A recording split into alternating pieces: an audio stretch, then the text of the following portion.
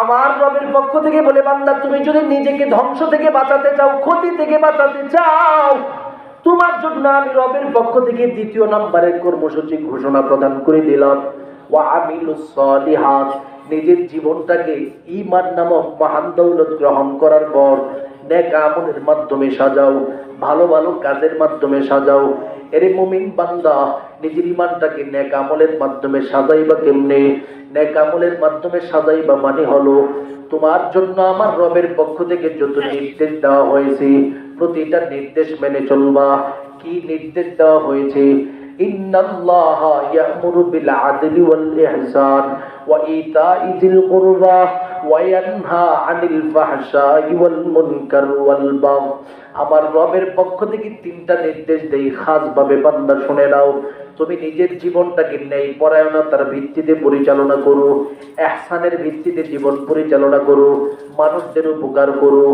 3 নম্বরে আল্লাহ বলেন, ওরে বান্দা, দুনিয়াতে তোমার আত্মীয় স্বজন আছে, ওয়া ইতা'i যিল কুরবা, আত্মীয় স্বজনের হক আদায় করবা, আত্মীয়দের সাথে ভালো সম্পর্ক রাখবা, এই নির্দেশগুলো মানবা। পাশাপাশি ওয়ায়ানহা আনিল ফাহশাই ওয়াল মুনকার ওয়াল বাগয়। এরে বান্দা, তোমার জীবনে আর একটা নিষিদ্ধ বিষয় আমি আল্লাহ ঘোষণা দিতেছি।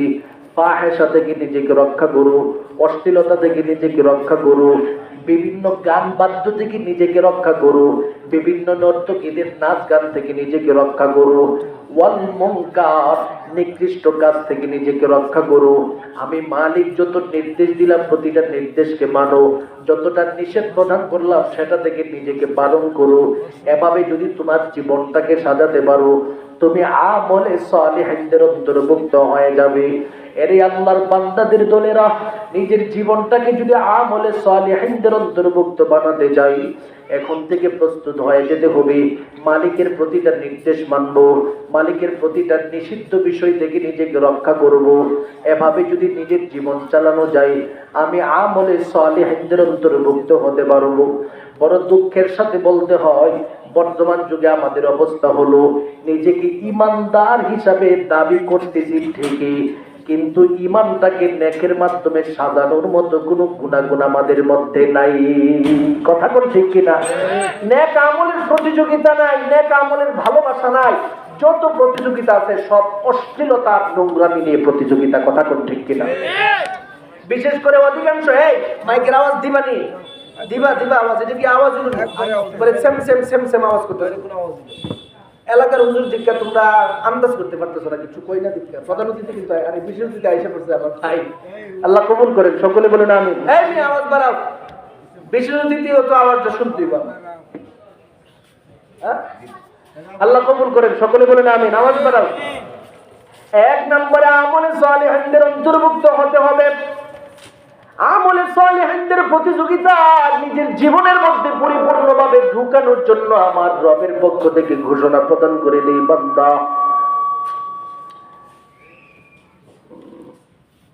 বুঝলাম না কনসেপ্ট কেমনে ওয়াজটা করি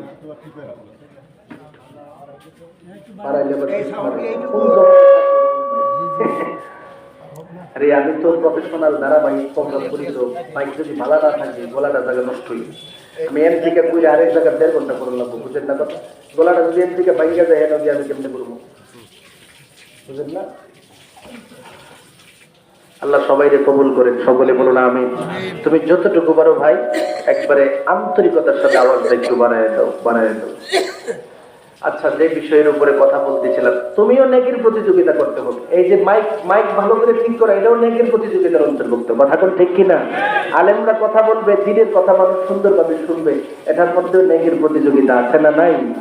আছে। এই জন্য নেকির প্রতিযোগিতার মধ্যে দুনিয়ার প্রতিটা মানুষ ঢোকা উচিত। আল্লাহর বান্দা কেমনে প্রতিযোগিতার মধ্যে ঢুকবে?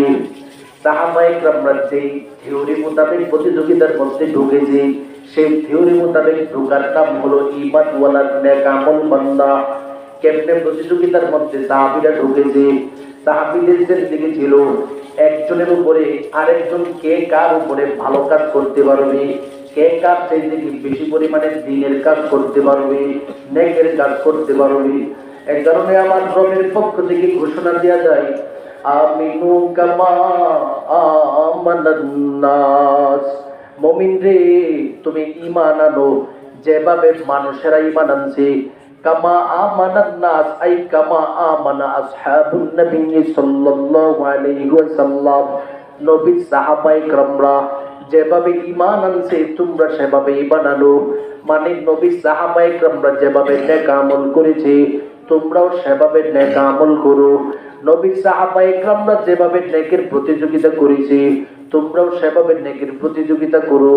এরে আল্লাহর মহব্বতের বান্দাদের দলেরা, নবীর সাহাবায়ে কেরামরা কিভাবে নেকের প্রতিযোগিতা করেছে তার কয়েকটা উদাহরণ যদি আপনাদের সম্মুখে স্পষ্ট করি আপনারা সকলে বুঝতে পারবেন। নবীর সাহাবীদের মধ্য থেকে একজন সাহাবীর নাম ছিলেন হযরত আবু বকর সিদ্দিক রাদিয়াল্লাহু তাআলা আনহু, যাকে দুনিয়া জমিনের মধ্যে আমার নবীজি আবু বকর ফিল জান্নাহ বলে ঘোষণা দিয়া জান্নাতের সার্টিফিকেট দিয়ে গেল। আর একজন ছিলেন ওমর ফারুক রাদিয়াল্লাহু তাআলা আনহু, যার ব্যাপারে নবীজি এই সার্টিফিকেট দিয়েছেন ওমর ফিল জান্নাহ। ওমরকেও জান্নাতি মুমিনের কাফেলার অন্তর্ভুক্ত করে দেওয়া হয়।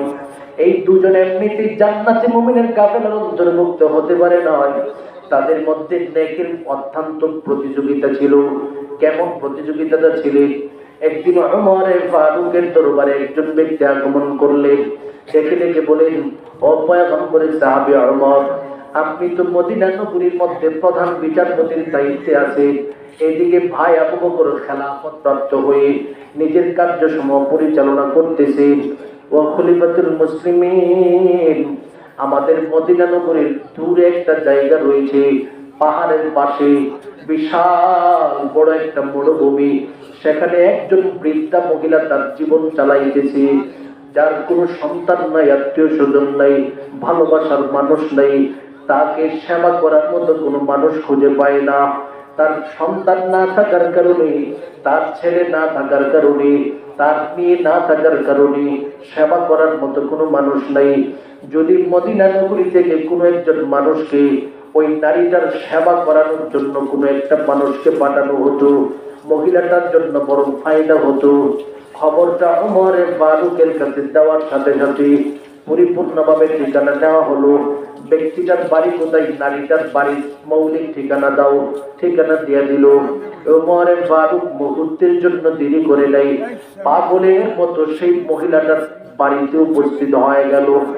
বৃদ্ধা নারীটিকে ডেকে ডেকে বলিল, গো মা, আমি খবর শুনেছি আপনার নাকি কোনো খেদমত করার মতো কোনো মানুষ নাই।